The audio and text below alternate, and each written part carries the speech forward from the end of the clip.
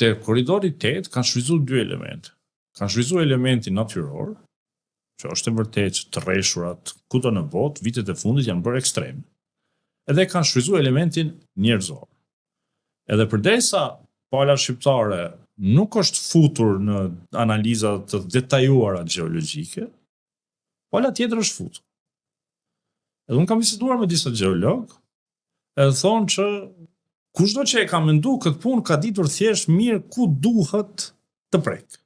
Sa jo ura e Enverit ka qenë aty 40 e kusur jetë, ka qenë 40 e kusur jetë, s'ka lëviz asnjë gjë.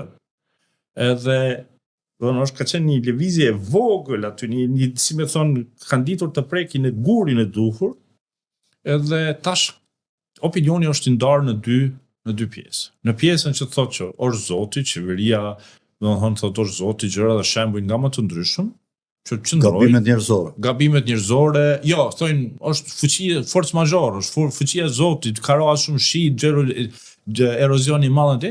Ka disa të tjerë thonë, jo, këta që i kanë bë punimet nuk i kanë bë mirë punimet e kanë. E vërteta është diku në mes, dhe mendoj që ka pasur i dorë tjetër aty, se ne mendojmë që thonë jemi të qetë nga këto operacionet sekrete që futen, bëjnë, domethënë edhe armiqtë tonë e kanë studiu mirë atë muhabet, edhe e kanë prekur. Ti ke kulmin në Gërdec, edhe Gërdeci kështu është bërë me shërbimet sekrete.